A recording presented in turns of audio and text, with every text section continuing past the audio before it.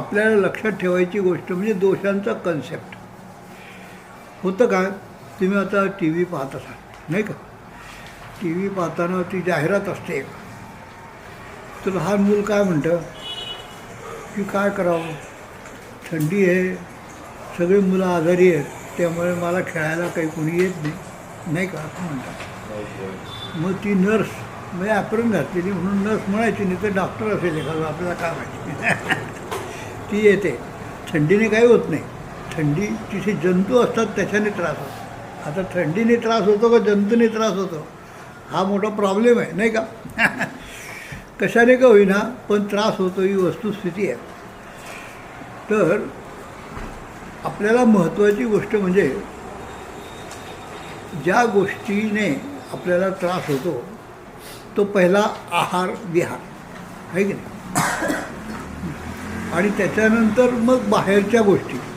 तर त्याच्याने निजागंतु विभागेनं तत्र रोगात विधा स्मृता असं म्हटलं.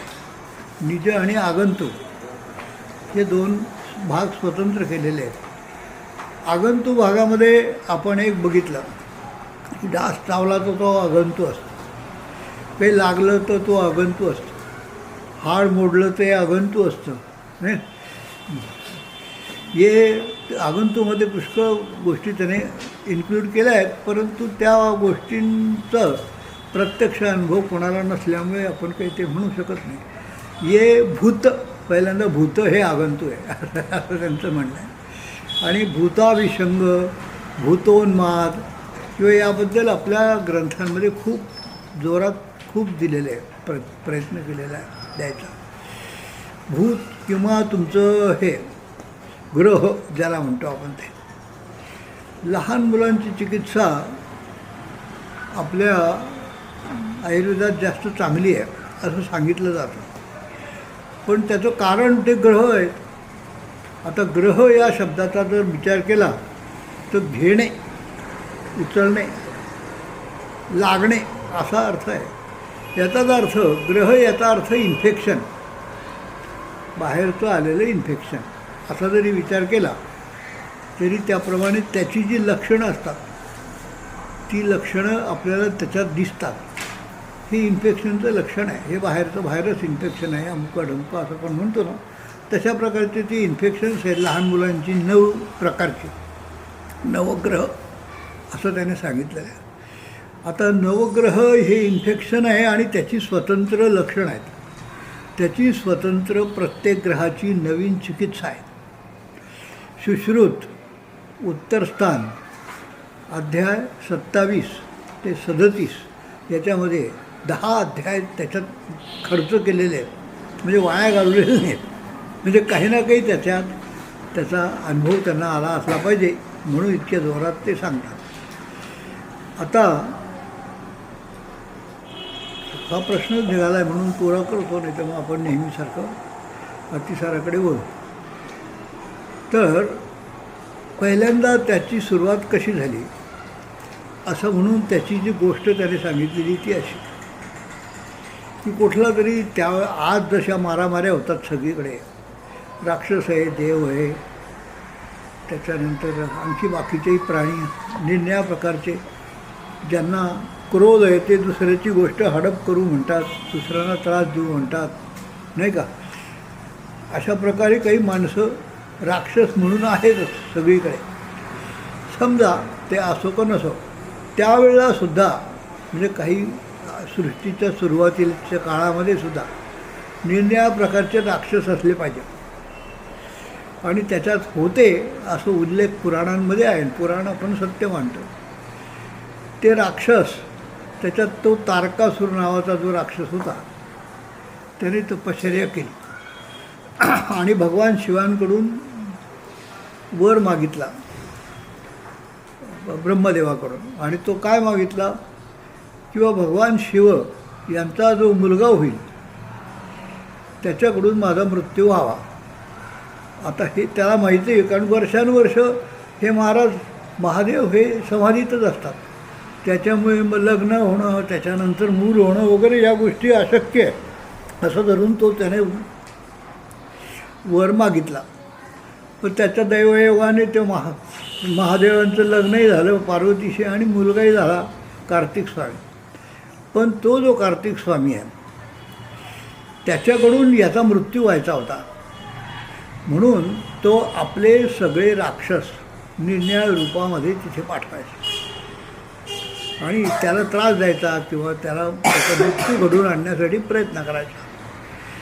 हे पाहून महादेवांनी 9 ग्रह त्याच्या संरक्षणासाठी नेमले. तर हे त्याच्या संरक्षणासाठी नेमलेले 9 ग्रह आहेत. हे केवळ त्याच्या संरक्षणासाठी नाही, तर लहान मूल जे असेल जगामध्ये त्याच्या सगळ्यांच्या संरक्षणासाठी त्यांनी ते नेमलेले आहेत. असा त्याचा अर्थ. स्कंद, विशाखा वगैरे हे जे त्याने सांगितलं आहे, नैगमेश, मुखमंडिका, शीतला, पूतना, शीतपूतना वगैरे असे जे 9 ग्रह त्याने सांगितले आहेत, त्याची स्वतंत्र लक्षणं दिलेली आहेत. 10 अध्याय त्याच्याकरता खर्च केलेले आहेत. त्याच्याकरता थोडंसं आम्ही काही प्रयोग करून बघितले.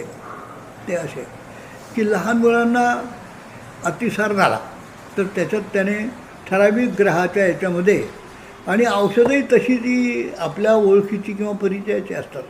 लसूण, वचा हे 2 औषधं त्या अतिसार झाला की त्याला द्यायची नाहीत त्या मुलाला, तर त्याच्या ज्या कांड्या असतात त्याला दोरा बांधायचा आणि तो गळ्यात बांधून द्यायचा. गळ्यात बांधला तरीसुद्धा अतिसार थांबतो असं आमच्याही लक्षात आलेलं आहे. किंवा नुसतं वेखंडाच्या कांड्या अशा घेतल्या, अशा बांधून दिल्या तरीसुद्धा अतिसार थांबतो. याचाच अर्थ त्याचा नुसता वास येणे आणि तो वास पोटात जाणे, त्याच्याने सुद्धा ते इन्फेक्शन कमी होत असला पाहिजे असा त्याचा अर्थ. खोकला येतो, कफ झालेला आहे जास्त, तर त्याच्यासाठी त्याने लसूण सांगितलेला आहे, मिरे सांगितलेले आहेत, राई म्हणजे ही तुमची सरसू ज्याला म्हणतो आपण ती सांगितलेली आहे. ते असे जर त्याच्या अंथरुणात लहान मुलांच्या नुसती सगळीकडे नुसती राई पसरून ठेवली तरी त्याला ताप येत नाही, इन्फेक्शन होत नाही असं सांगितलेलं आहे. याचाच अर्थ त्याचे जे वास आहेत त्या औषधांचे ते त्याच्या घशात जात असतील आणि एवढी मात्रा वासात पुरती त्या बाळाकरता पुरे होत असेल असं त्याने ते सांगितलेलं आहे. दुसरी गोष्ट अशी त्याच्यात असं सांगितलं आहे की त्यावेळेला लहान मुलांची हॉस्पिटल असली पाहिजे असा अंदाज त्याच्यावरून येतो. पण ज्याने ज्या प्रकारे आणि ज्या क्रमाने चिकित्सा सांगितलेली आहे ती चिकित्सा तशी आहे. त्याच्यावरून कळतं की इथे हॉस्पिटल असले पाहिजे. तर ती अशी ती लहान मुलांचं हॉस्पिटल आहे. आता सध्या हा लहान मुलांची हॉस्पिटल सगळीकडे ते तुम्ही पाहिलं असणं शक्य आहे. लहान मुलांची हॉस्पिटल जर असली समजा, तर त्या हॉस्पिटलमध्ये व्हरांड्यामध्ये सगळे पेशंट बसलेले असतात. त्याच्यात लहान मुलांच्या याच्यामध्ये पेशंट दुसरं कोण, लहान मुलं आणि त्यांच्या आया हेच बसलेले असणार ना.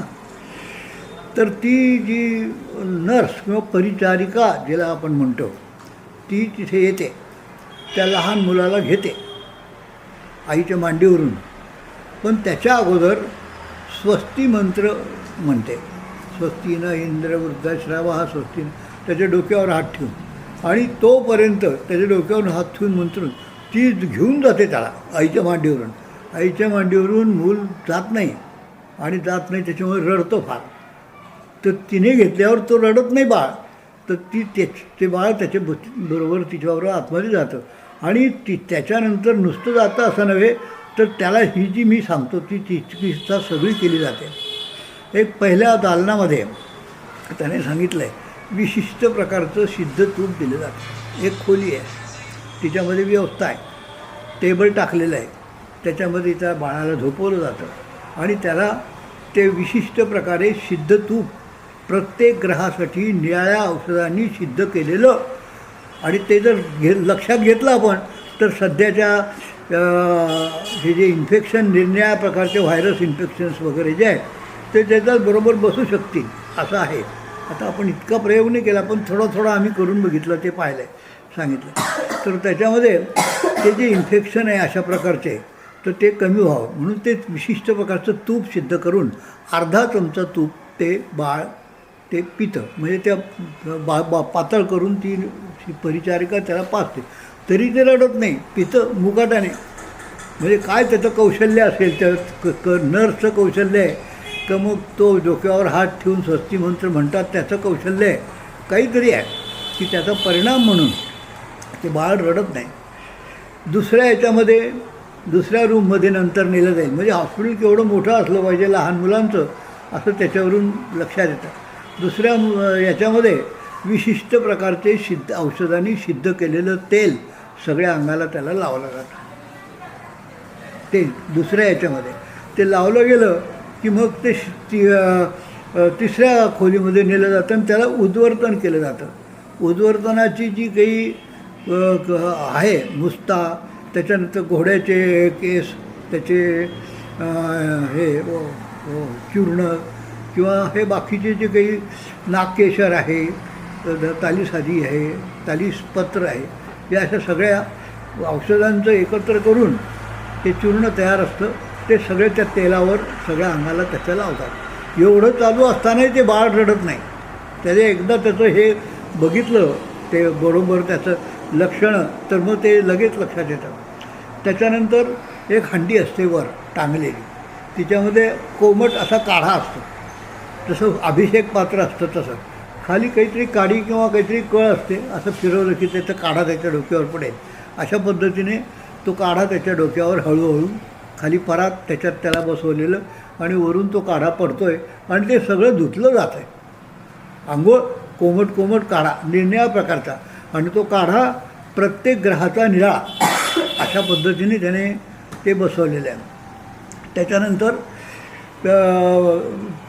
विशिष्ट प्रकारे धुपवलेल्या कपड्यांनी त्याला ते पुसायचं आहे आणि मग नंतर धूप द्यायचा आहे. ते धुपाचे निरनिळ्या प्रत्येक ग्रहाचे निराळे पदार्थ आहेत, त्याने तो विशिष्ट प्रकारचा धूप दिला जातो. तो वैद्य जो काही कोणी प्रिस्क्रिप्शन देणारा असेल किंवा हे असं करा असं करा, तो त्या ग्रहाचे सगळी लक्षणं, त्या ग्रहाचं सगळी चिकित्सा अशी तो लिहून देतो आणि त्याप्रमाणे मग आतमध्ये चिकित्सा चालू राहते. तर अशा प्रकारे मग ते धुपवलं त्याला सगळ्या अंगाला, मग धुपवलेले कपडे घालायचे आणि मग नंतर आईकडे नेऊन जायचं. म्हणजे एवढी प्रक्रिया होते. आईकडून घेऊन जाऊन ते मूल परत आईकडे आणायचं आणि आल्यानंतर पाजायचं अंगावर. एवढी प्रक्रिया होईपर्यंत ते बाळ रडत नाही. हे किती आश्चर्य आहे. आज तुम्ही लहान मुलांच्या चिकित्सालयामध्ये जा, अरे बापरे काय धुमाकूळ असतो नुसता. ती पोरं सारखं रडत असतात, त्यांच्या रडण्याकडे कोणी लक्ष देत नाही. त्याच्यानंतर कुठेही टोचतात, काही करतात, फार कठीण आहे. आता मध्ये तुमच्यापैकी कोणी नव्हतं, पण एक आपल्या BMS मुली होत्या दोघं तिघं, मला वाटतं. आम्ही त्या लहान मुलाकडे गेलो होतो.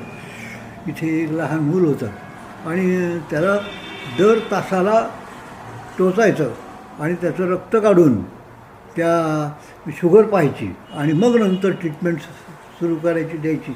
अशा प्रकारची ट्रीटमेंट होती. सारखं रडायचं ते पोरगं, भयानक त्रास, आणि त्याला पिता येत नव्हतं. आम्हाला लक्षात आलं गेलं तर फक्त पिता येत नाही. का पिता येत नाही? तर स्तन चुचुकं इतके कडक होते की त्याला ते तोंडात धरता येईल अगदी नाजूक. मग आम्ही ते कीर्तीने एरंडेल आणि मध लावून ती पहिल्यांदा चुचुकं अक्षी नरम केली आणि ते बाळाला तोंडात दिली.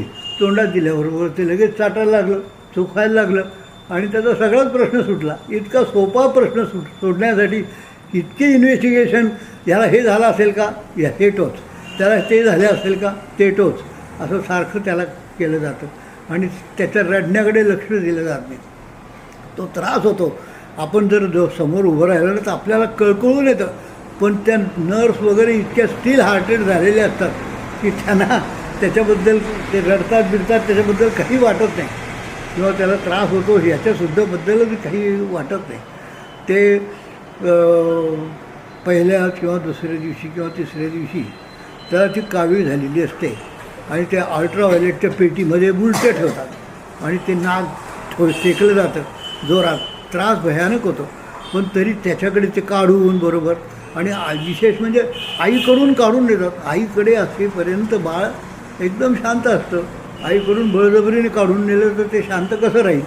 अनेक गोष्टी त्याच्यामध्ये पाहण्यासारख्या आहेत आणि म्हणूनच आपण ज्यावेळेला चिकित्सा करतो त्यावेळेला ह्या कुठे कुठे अडचणी आहेत हे पाहण्यासाठी आम्ही आमचं पंचकर्म चिकित्सालय जेव्हा सुरू झालं त्याच्या अगोदर आम्ही सिव्हिल हॉस्पिटलमध्ये 2 महिने चक्रा मारल्या. तिथे काय काय पेशंट असतात, कुठे असतात, कसे असतात, सिरियस काय काय केलं जातं आणि त्याचा सगळा अभ्यास करून जेव्हा आम्ही इथे चिकित्सा सुरू केली पंचकर्म चिकित्सालयात, तर ती खूप केसेस यायला लागले.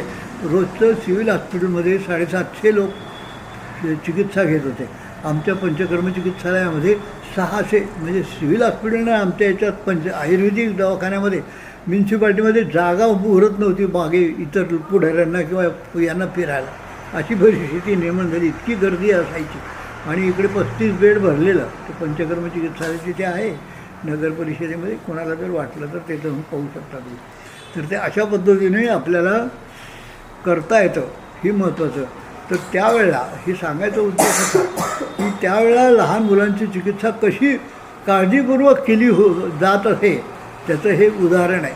आलं त्याच्यात किती बारीक आणि बारीक लक्षणं, त्याची चिकित्सा कशी केली जात असे ते त्याच्यामध्ये दिलेलं आहे. असतो ह्या महत्त्वाच्या याच्यामध्ये आपल्याला काल जे आपण अतिसार घेतलं, तर अतिसाराला वायू आणि वायूची जी गती आहे त्याला किती गती याला जास्त महत्त्व आहे. तत्र वृक्षो लघु शीत खलस सूक्ष्म चलोनिला. तर हा जो चलगुण आहे, हा चलगुण अतिसाराला कारण होतो. वास्तविक एकदाच परसकडला झाल्या किंवा मलप्रवृत्ती झाली 2-3, तर 2-3 मलप्रवृत्तीमध्ये संबंध मोठं आतडं रिकामं होऊन जातं. तरीसुद्धा जुलाब का चालू राहतात, तर त्याचं कारण तो वात हा एकदा सुरू झाला की तो टुल्लू मोटार आहे, त्याचा चलगुण सुरू होतो. त्याच्यामुळे जोपर्यंत सगळं मटेरियल पूर्ण बाहेर निघून गेलं तरी शरीरामधला जो द्रवभाग आहे तो सुद्धा तो कोष्टात आणून बाहेर राहतो, म्हणून डिहायड्रेशन होतं. कॉलऱ्याच्या बाबतीत मी तुम्हाला सांगितलं का की कॉलऱ्याच्या बाबतीत सुद्धा 1 किंवा 2 परसाकडल्यामध्ये अशी डिहायड्रेशन होऊन जातं की संबंध डोळे खोल चालले जातात. त्याच्यानंतर त्याला जीभ कोरडी पडते, त्याच्यानंतर पोट आकसलं जातं, फार पंचायत असते. तर हे एका याच्यात हे कोणामुळे होतं, तर वायुतंत्र यंत्रधारा. तर हे जे वाताचे कन्सेप्ट आहे हे आपल्याला नीट समजून जर घेतले तर फार सोपं जातं.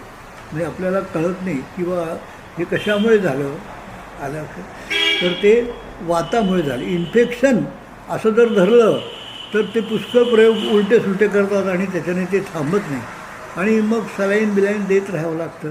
डिहायड्रेशन झालं. आता त्यात शीतोपलादीचा प्रश्न त्याच्यामुळेच पुढे आला की शीतोपलादी चूर्ण त्या ठिकाणी डिहायड्रेशन कमी करण्यासाठी का उपयोगी पडतं, तर त्याचं कारण जेव्हा ते पाणी आपण आतमध्ये देतो तेव्हा ते पचलं पाहिजे, हा दृष्टिकोन निर्माण झाला पाहिजे. त्या आतमध्ये पचण्यासाठी अग्नीची गरज असते आणि त्वगेला पिप्पली क्षीरी याच्यामध्ये अग्नी असतो आणि क्षीरी हे संतर्पण आहे आणि साखर हे तर आपण त्याच्याबरोबर ग्लुकोजच्या दृष्टीने देतच असतो. म्हणून शीतोपलादी चूर्णमधातून एक एक बोट जर आपण चाटवायला सुरुवात केली तर लगेच डिहायड्रेशन कमी होतं आणि पचन चांगलं होतं आणि परसाकडला आपोआप थांबते. पोट फुगलेलं असतं किंवा ते दुखत असतं ते सुद्धा कमी होतं त्या औषधाने, कारण वातशमन होतं दालचिनी वगैरे त्याच्यामध्ये असल्यामुळे. तर अशा प्रकारे आपल्याला चिकित्सा करताना या दोन्ही गोष्टी लक्षात घेतल्या पाहिजेत. म्हणून त्याचा मुख्य दोष आहे तर तो वात आहे ना. अतिसारो ही भूयिष्टम भवत्या आमाशयान्वय. बस हीच परिस्थिती सगळ्या रोगांमध्ये असते, कारण वातच पित्त पंगू कफ पंगू मलधात्वा वायुना यत्र नियंत तत्र वर्षंती. अशा प्रकारे त्या वायूची चिकित्सा करावी लागते. आलं लक्षात. आपोआपच असते ती. त्याच्यात आपल्याला फक्त निदान झालं की मग कशामुळे झालं, लगेच पूर्वरूप उपशय आणि संप्राप्ती. दोष कोणता, कफप्रधान दोष आमाशयातला, पित्तप्रधान दोष पश्चिमाशयातला आणि वातप्रधान दोष पक्वाशयातला. या तिन्ही गोष्टी फक्त लक्षात ठेवल्या की ते वाढलेले दोष शाखागत होतात आणि ज्या ठिकाणी स्थान संश्रय करतात त्या ठिकाणी तो रोग सुरू होतो. ही वस्तुस्थिती आपण लक्षात घेतली पाहिजे. आपलं काम काय, हे जे वाढलेले दोष आहेत जिथे स्थान संश्रय केलेला आहे तिथून त्याला हकलायचं निरनिराळ्या प्रकारे. शाखागत दोषांसाठी आपण स्नेहन देतो, पात्राचा दोष करतो, रक्तामध्ये फिरायला लागतात, नंतर मग विरेचन द्यायचं किंवा वमन द्यायचं असं करतो आणि ते दोष अशा प्रकारे बाहेर आपण काढून टाकतो. म्हणजे आपली चिकित्सा अशा प्रकारे तोलून मापून सिद्ध केलेली आहे की त्याच्यामुळे आपल्याला सगळ्या प्रकारचे दोष जास्त झालेले हे बाहेर काढून टाकता येतात आणि त्याच्याबरोबर रोग न कमी करता येतात. हे महत्त्वाचं आहे. म्हणून त्याने सांगितलं आहे की हे जे शास्त्र आहे ते इदम आगम सिद्धत्वात प्रत्यक्ष फलदर्शनात असं आहे. तसाच आता अतिसारानंतर संग्रहणी हा विकार जरा थोडासा त्रासदायक असतो. त्रासदायक म्हणजे तो पित्तस्थानाचा असतो, एक तर पहिली गोष्ट. आणि अग्निमूलम बलम पुंसाम, अग्नी हा फार महत्त्वाचा भाग आहे त्याच्यामध्ये. आणि अग्नी त्याचं स्थान आमाशयापासून पक्वाशयाच्या शिकमपर्यंत जवळजवळ सर्व लहान आतडं हे त्या संग्रहणीचं म्हणजे मूळ असतं, कारण असतं. त्या ठिकाणी सूज येते. असे रबरी पाईप जसा असतो तो कोलॅप्स झाल्यानंतर त्याच्यातून सूज नसली तर कोलॅप्स होतो, मग त्याच्यातून पाणी पिणी जात नाही. परंतु मोठं ते गोल होतं सुजेमुळे आणि त्याच्यामुळे काही टाकलं तरी आतमध्ये निघून जातं. आणि त्याच्यात महत्त्वाची गोष्ट तो संग्रहणी हा जसा अतिसार हा वाताच्या स्थानाचा आहे तसा तो पित्ताचा आहे. पित्ताला एकच लक्षण आहे जास्तीत जास्त, दाह आणि शूल. तर दाह हे जास्त महत्त्वाचं आहे.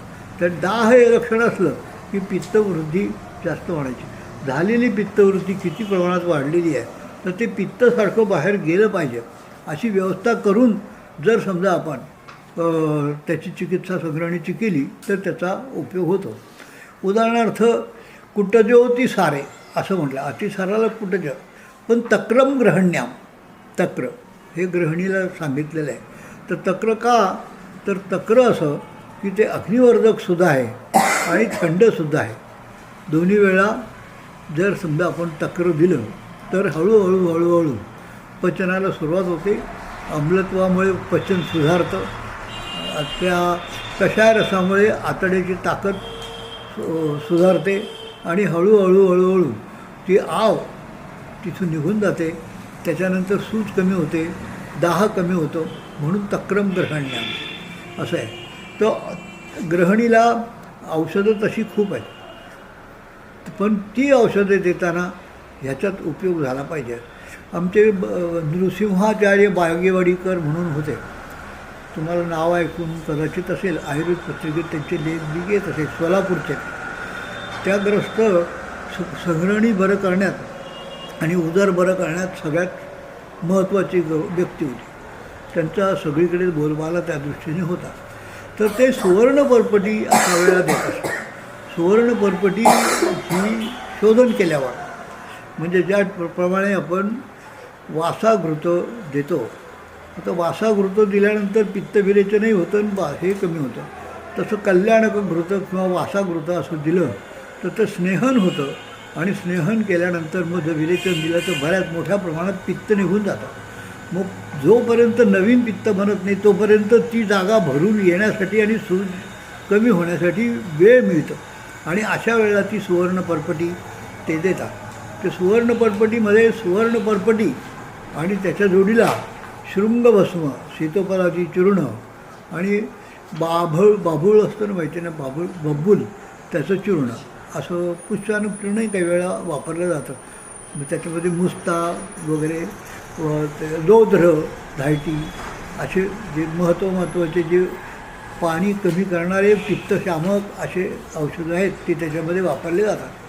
तर ती दिलं म्हणजे हळूहळू कमी होतं. तोपर्यंत डाळीचे पदार्थ, तिखट, तळलेले पदार्थ, हिरवी मिरची, लोणचं, बटाटे, खिचडी ही जे 7-8 पदार्थ आहेत की ज्याच्यामुळे पित्तवृद्धी निश्चितपणे होते. ती पित्तवृद्धी कमी झाली म्हणजे मग फक्त त्या ठिकाणी अग्नी राहील एवढ्याच प्रकारे करता येतात. मग नंतर ते सुवर्ण परपटी वाटे ते दूध देत असत, गाईचं दुधाने विरेचनही होत असे आणि त्या ठिकाणी शक्ती वाढत असे. तर उदरात आणि संग्रहणीच्या ठिकाणी ते मला आठवतं म्हणजे ते सांगायचे, प्रत्यक्ष जाऊन काय आम्ही बघितलं नाही, पण 15-15 लिटर दिवसभरात 24 तासात ते दूध द्यायचे गाईचं आणि ते सगळं दूध पचायचं. आणि जेव्हा हे सगळं पचायला लागलं की तो पेशंट असा लाल गुंद व्हायचा असं त्यांचं म्हणणं होतं. तिथे त्याने त्याचं वर्णन करून ठेवलं होतं भीष्माचार्य वागीवाडीकर. आपल्याकडे पच्चमानाशयामधून पित्त निर्माण होतं, ते कसं पित्त निर्माण होतं आणि किती प्रमाणात निर्माण होतं याचा अंदाज आपल्याला घेऊन त्याने जे कल्प दिलेले आहेत ते फार सुंदर आहेत. ते आपल्याला पहिल्यापासून उपयोगी पडतात. पण आपण फक्त ग्रहणी याचा अर्थ परसागडला बंद करणे आणि त्या ठिकाणी सूज कमी करणे हा प्रकार लक्षात न घेता पहिल्यांदा हे लक्षात घेतलं पाहिजे की त्या ठिकाणी पित्त निर्माण होतं आणि मोठ्या प्रमाणात निर्माण होतं आणि ही निर्मिती थांबवणं आवश्यक आहे. आणि मग नंतर जे काही जास्त निर्माण झालेले ते बाहेर निघून गेलं पाहिजे. म्हणून गृहिणीमध्ये वासाघृत 50 ग्रॅम 5 दिवस देऊन 30 ml एरंडेल दिलं म्हणजे संबंध पहिलं पित्त निघून जातं.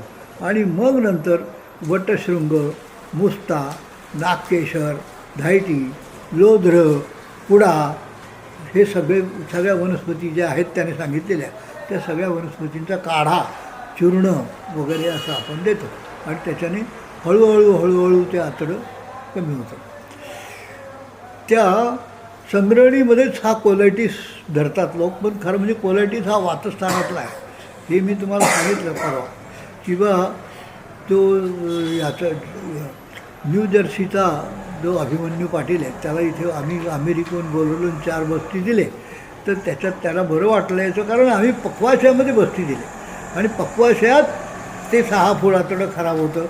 तोही संग्रहणीचाच प्रकार आहे असं वाग्भटाने दिलेलं आहे.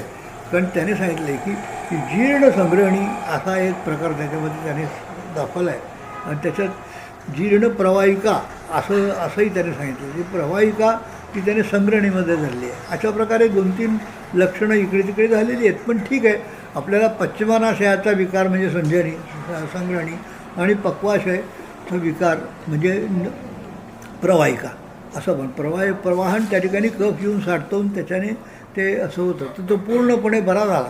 तसंच आपण या संग्रहणीच्या बाबतीत लहान आतड्याची चिकित्सा केली तरी बरं होतं. याच्यामध्ये लोह हा चांगला उपयोगी पडणारा पदार्थ आहे. आम्ही एक त्याच्यासाठी औषध तयार करतो ते तुम्ही नुसतं ऐकून घ्या. ते म्हणजे सोपं एवढ्यासाठी की संग्रहणीचे जे कल्प आहेत ते आपल्याला प्रत्येक वेळा करता येणं शक्य नसतं. आपल्याला सोपं करायचं म्हणजे असं की लोह पात्र घ्यायचं लोखंडाचं आणि त्याच्यामध्ये त्रिफळा भिजत घालायचा. त्याच्याने 3ऱ्या-4थ्या दिवशी तो काळा होतो आणि मग नंतर काळा होत असताना त्या काढून गाळून घ्यायचं आणि त्याच्यामध्ये शतावरी टाकायचं. शतावरी आणि वटशृंग असं आम्ही टाकतो पण शतावरी टाकायचं समजा आणि त्याच्यामुळे तो जो काढा तयार होईल त्याच्यात मग तुमचं सायरप तयार करायचं. 1 अष्टमांश म्हणजे हे तुमचं शुगर 70% शुगर टाकायची. सायरप तयार झालं म्हणजे ते सायरप टिकण्यासाठी आपल्याला सोडियम बेंझोएट 0.5 है ना 0.05 इतकं तुमचं सोडियम बेंझोएट दर लिटरला या पद्धतीने या मापाने टाकायचं. म्हणजे मग ते बाटली आपल्याला भरून ठेवता येते. त्याच्याने लोह चांगलं वाढतं आणि संग्रहणीला फार चांगला उपयोग होतो. अशा पद्धतीने संग्रहणीमध्ये आणखी एक कल्प वाग्भटाने दिलेला आहे. तो म्हणजे जसा आरशाच्या वेळेस मी तुम्हाला सांगितलं की तक्रारिष्ट करायला सांगितलेलं आहे. तर संग्रहणी बरा करणारा आमच्याकडे तो गिरासे होता, शंकरसिंग हरिसिंग गिरासे. संग्रहणी आणि उदर हे 2 त्याचे खास विषयच होते. तो काय करायचा, गाई पाळायचा. गाई पाळल्यानंतर ते तक्रारिष्ट तयार करायचा त्या ताकापासून आणि जे तूप आहे ते तूप सगळ्या प्रकारच्या वाघभट चरक शिसरू ह्याच्यामध्ये निरनिळ्या प्रकारची जी तुपं सांगितली ते तूप तयार करून ठेवून द्यायचं. आजही तो अरुण महाजन चोपड्याला करतो. त्याने गाई पाळलेल्या आहेत, चांगल्या 20 गाई पाळल्या आहेत. त्याच्यामुळे ते तुपं विपं घ्यायला खूप लोक येतात. आपल्याकडे माहिती नसतं की अशा प्रकारची चिकित्सा लोक करतात. तिथे गेल्यावर जे तुपासाठी लोक लाईन लावतात तेव्हा आपल्याला कळतं की बापरे तूपसुद्धा इतकं ते विशिष्ट अवस्थांमध्ये तो देत असतो आणि त्याचा उपयोग होतो. आणि तसं अवस्था वाग्भटाने चरकाने स्नेहनाच्या विशिष्ट अवस्था दिलेल्या आहेत त्याप्रमाणे तो करतो. तर हे जे तक्रारिष्ट आहे ह्या संग्रहणीला फार चांगला उपयोग पडतो. तर तक्रारिष्टामध्ये या ठिकाणी त्याने पित्तप्रधान दोष औषधं न घालताना ही धायटी, लोध्र, नागकेशर, मुस्ता ही औषधं त्याच्यात टाकलेली आहेत. या याच्या गृहिणीच्या तक्रारिष्टामध्ये. आणि आरशाच्या याच्यामध्ये हिंग, लसूण, त्याच्यानंतर मिरे, त्रिकटू वगैरे ही औषधं टाकलेली आहेत. म्हणजे आजाजी म्हणजे जिरं वगैरे, कडू जिरं वगैरे अशा पद्धतीची त्याचा तो कल्पनिराळा आहे, हा यांचा कल्पनिराळा आहे. म्हणजे आरशाचा निराळा, पण दोन्ही तक्रारिष्टच आहे. त्याच्यामुळे तक्रारिष्ट जर दिलं तर ते लवकर उपयोगी पडतं. आता परपटी त्या ठिकाणी का उपयोगी पडते याचं कारण असं, परपटीचं विभजन हे आमाशयात होत नाही, पश्चिम अनाशयामध्ये होतं. कारण परपटी तयार करताना पारा आणि गंधक ही दोन औषधं टाकतो आपण, आणि तिचं विभजन जेव्हा पचन होत नाही तर खाली संग्रहणीमध्ये होतं, गृहिणीच्या ह्याच्यामध्ये. म्हणून त्या ठिकाणी परपटी वापरली जाते. गुरु आहे ती थोडीशी, आणि त्याच्यामुळे गृहिणीला ताकद येते आणि लवकर बरं वाटतं. त्या ठिकाणी अग्नी प्रचंड वाढतो. म्हणून सुवर्ण परपटीने एवढे दूध पचतं असं मी सांगितलं त्याप्रमाणे.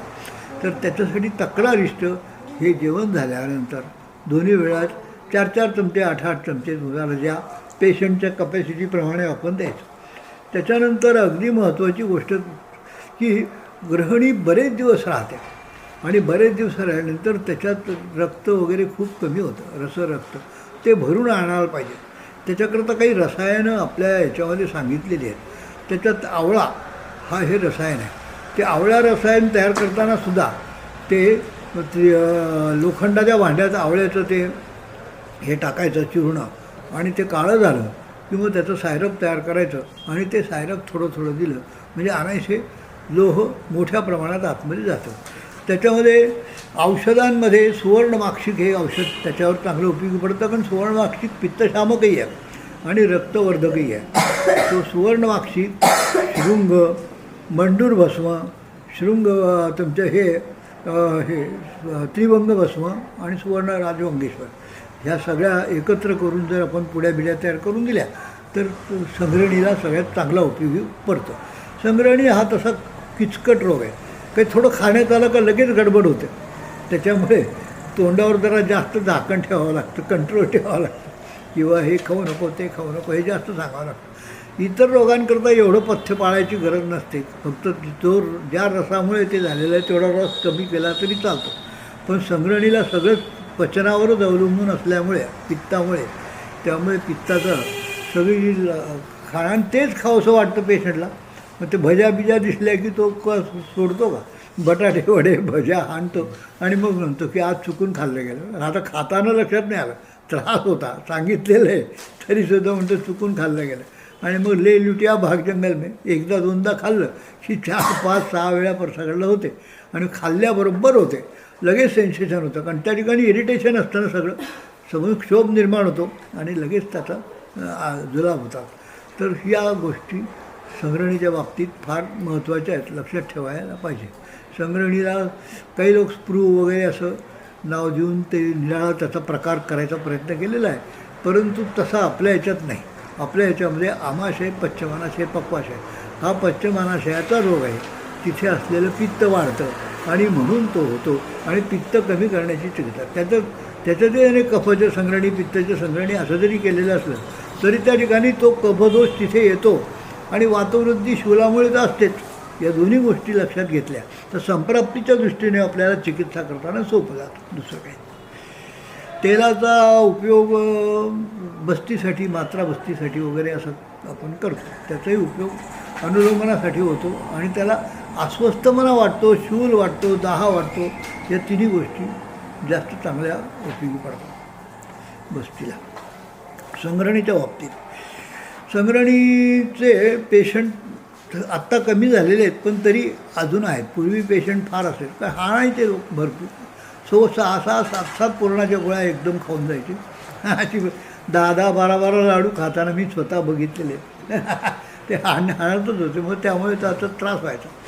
आता काही तसं खूप खाणारे लोक कमी आहेत, आणि आता गोड कमी झालेलं आहे. आपल्याला असं वाटतं की इतक्या लोकांना डायबिटीस कसा आहे, मग ते गोड खात असतील. त्यांना विचारा तुम्ही, ते गोड खात नाही, खूप गोड न खाताच डायबिटीस झालेला आहे. याचा अर्थ ते डायबिटीस हे आजीर्ण आहे, दुसरं काहीच नाही आहे. पण ते जरा नीट व्यवस्थित पाहून त्याप्रमाणे तपासून जर व्यवस्थित केलं तर आपल्याला त्याचं मार्गदर्शन चांगलं करता येतं. तसंच हे अजीर्णच आहे. कोणतंही रोगा सर्वेपी मंदाग्नव सुतराम उदराणीच असं त्याने सांगितलं. सगळं मंद अग्नीपासूनच निर्माण होणार आहे. उदरसुद्धा त्याच्यामुळेच आहे. आता हे जे उदराची गडबड आहे ती पुष्कळ वेळा मलसंचयात जायंते मलसंचयात असं मल बाहेर निघून जात नाही. असं करता करता स्रोतरोध इतका होतो की त्याच्यामुळे संबंध आणि सगळा स्रोतरोध बहुतेक यकृतातच होतो. पक्वाशातही होतो पण यकृतात जास्त होतो. त्याच्यामुळे अग्नितूर खूप मंद होऊन जातं. त्याच्यामुळे संबंध पाणी आतमध्ये घेतलेलं सगळं ते त्याच्यामध्ये साठतं. श्रोतरोध नाही बाहेरून निघून जाऊ शकत नाही. ते बाहेर काढून टाकणं म्हणून त्यांनी सांगितलं नित्यवेनम विरेचय असं याच्याबाबत असं म्हटलं आहे. तर नित्यवेनम विरेचय याच्यामध्ये आमच्या काही वैद्यांनी असा हे केला आहे फरक असा केला आहे की आमचे ते शंकरसिंग विरासे ते काय करायचे विरेचन याचा अर्थ आपण हा तुमचं एरंडेल किंवा हे विरेचनाची औषधं देऊन जुलाब देणे हा प्रकार नव्हता. तर त्याच्यात गोक्षूर पुनर्नवा किरडू वगैरे ही जी मूत्र औषधं आश्मंतक वगैरे अशी त्याच्यात टाकून त्याने मूत्रविरेचन काढाच म्हणून नवीन तयार केला आणि तोही त्या वाघबटाबरोबर वाघबट चिकित्सेचा तो त्याप्रमाणे जात. भरपूर लघवी होते तिकडून पाणी जातं. मग थोडंसं जुलाब झाला त्याच्यातून पाणी जातं. पाणी साठवून देता कामा नाही. आणि त्याच्यासाठी त्याचा एक पथ्य त्याचा असं असायचं की दिवसभर कुठल्याही अन्न द्यायचं नाही तर दुधावर ठेवायचं. आणि गाईच्या दुधावर ठेवलं म्हणजे रोज सकाळीच 1 कप आणि संध्याकाळी 1 कप असे 2 कप गोमूत्र द्यायचं. गोमूत्र आणि हेच महत्त्वाचं उदरासाठी होतं. काही लोक रसरसायन वापरायचे. त्यात जलोदरारी म्हणून एक रस आहे तो विरेचनासाठी लोक अजूनही वापरतात. पण परपटी वापरणारे हे जे तुमचे बागेवाडीकर ते परपटी त्याच्यात उदरामध्ये सुद्धा वापरायचे. त्याला रसपरपटी जास्त वापरायचे आणि संग्रहणीला सुवर्ण परपटी जास्त वापरायचे. पंचामृत परपटी हा सुद्धा संग्रहणीकरता तयार केलेलाच कल्प आहे. त्या पंचामृतामध्ये लोह आहे अभ्रक आहे सगळे बाकीचे भस्म आहेत. तशी जी पंचामृत परपटी ती त्याच्यासाठी वापरत असत. तर उदरासाठी मात्र परपटी वापरणारे ते बागेवाडीकर. पण बाकीचे जे आहे ते जलोदरारी वगैरे नाराच रस वगैरे हेच नेहमी वापरतात. त्याच्याने ते जुलाब रोज होऊन जायचे. आणि हे मूत्रविरेचन काढा हा त्यांनी नंतर बनवला त्याप्रमाणे. आणि गोमूत्र तर देत असे. गोमूत्र दिलं म्हणजे मग 1-2 जुलाबही व्हायचे. आणि गोमूत्र हे किडनीवर काम करणारं असल्यामुळे मूत्रविरेचनही म्हणजे लघवी होऊन जायची. म्हणजे त्या ठिकाणी पाणी साठायचा जो प्रॉब्लेम होता तो बराचसा त्यांनी सोप्या पद्धतीने करून टाकायचा. त्या काळात म्हणजे आत्ता जवळजवळ आम्ही हे केलं ना 60 ते 70 या दरम्यान तो चिकित्सा करायचा तिथे उदराची. म्हणजे त्याच्यानंतरही त्याचं हे चालूच होतं. खेडेगाव जसं गाई बांधतात तिथे एक घर घेऊन टाकलं चांगलं थोडंसं व्यवस्थित करून. आणि त्याच्यामध्ये नुसतं खाटले जे खाटले असतात ना दोऱ्यांनी विणलेले तसे खाटले टाकले 10-12 आणि त्याच्यावर तो पेशंट ॲडमिट करायचा. आणि ते ॲडमिट करायचं म्हणजे तिथे ठेवायचं. त्यांना सांगायचं इथे राहावं लागेल असं करावं लागेल तसं करावं. ते खेड्यात लोक जायला तयार व्हायचे कारण उदरासाठी काही फार खात्रीशीर चिकित्सा कुठेच नव्हती. आधुनिक शास्त्रात तर नव्हती. मग त्याप्रमाणे मग तिथे ॲडमिट करायचा आणि याप्रमाणे चिकित्सा द्यायचा तो. यकृतोदर आणि प्लिहोदर याच्यासाठी यकृतोदरामध्ये वाघबटाने जे सांगितलेलं आहे की दही भात साखर तूप खाऊन त्याला विरेचन द्यायचं लक्षात. तर आणि उजव्या बाजूला यकृतोदरामध्ये उजव्या बाजूला रक्तमोक्षण करायचं याच्यातून. आणि प्लिहोदरामध्ये दही भात साखर तूप खाऊन डाव्या बाजूने रक्तमोक्षण करायचं. हे सुद्धा मात्र तो करत होता आणि ते आम्ही पाहिलं. ते पाहण्यासाठी पुष्कळ लोक खडीवाल्यांकडे जसं हे होतं तसे जमतात त्यावेळेला त्यांनी ते करून दाखवलं किंवा अशा प्रकारे मी करून दाखवतो. आणि त्याच्याने फार चांगला फायदा होता आणि होत असला पाहिजे कारण वाघबटाने दिलेले वाघबट परफेक्ट माणूस आहे त्याने ते केलं. आणि आम्ही यकृतदारामध्ये थोडासा फायदा म्हणजे त्याचा परिणाम चांगला होतो हे असं दिसलं. पण यकृतोदरामध्ये कच्छप पृष्ठोदर एक भाग आहे. कच्छप पृष्ठोदर म्हणजे असा उंच भाग येतो. त्या ही जी रीब आहे आपली आसळी तिच्यापेक्षा वर आला की तो कच्छप पृष्ठोदर आहे. पण आपल्या याच्यामध्ये सध्या तो कॅन्सरच ठरला जातो आणि बहुतेक तो असाध्य असतो असं त्यांनी सांगितलेलं होतं. पण त्याच्यातसुद्धा रक्तमोक्षण केलं आणि त्याचा परिणामही बऱ्यापैकी झाला. म्हणजे काही दिवस तरी त्याला त्रास कमी झाला. ही गोष्ट वस्तुस्थिती आहे. अशा प्रकारे आपल्याला उदराची चिकित्सासुद्धा करताना लक्षात आलं पाहिजे की उदर हे विरेचनावर अवलंबून आहे. आलं लक्षात. आणि त्याच्याने हे होतं लघवी साफ होते, त्याच्यानंतर भूक लागते, पाणी कमी होतं याच्यामधलं.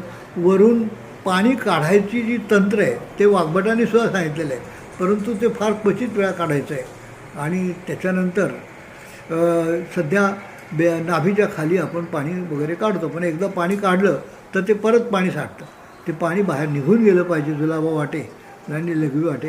हीच खरी चिकित्सा आहे हे आता आपण पाहतो. त्याच्यामध्ये फार छान त्याने आमच्या त्या काळात 70 साली आमच्या त्या शंकर सिंग गिरासेने या एवढ्या चिकित्सेवर 10 एकर जमीन पाणथळ विकत घेतली होती मला आठवतं. म्हणजे त्यावेळेलासुद्धा वैद्य त्याचे कॉन्ट्रॅक्टच असायचे. 4,000 रुपये त्यावेळेला, 2,000 रुपये अगोदर घ्यायचे. नंतर बरं केल्यानंतर डॉक्टरांकडे न्यायचं. त्यांनी सांगितलं आता हा बरा आहे म्हटल्यानंतर मग 2,000 रुपये परत द्यायचे. त्याला इथे आणायचं, तपासायचं वगैरे असं तो करत असे. एवढा उद्योग करणं सोपं काम नाही, पण तो करत असे हे मात्र आम्हाला मान्य आहे. तर अशा पद्धतीने तर ते जलदराची चिकित्सा ही असाध्य जरी समजली गेलेली असली तरी अशा प्रकारे ती सुसाध्य होत असते काही प्रमाणात. कृच्छ साध्यही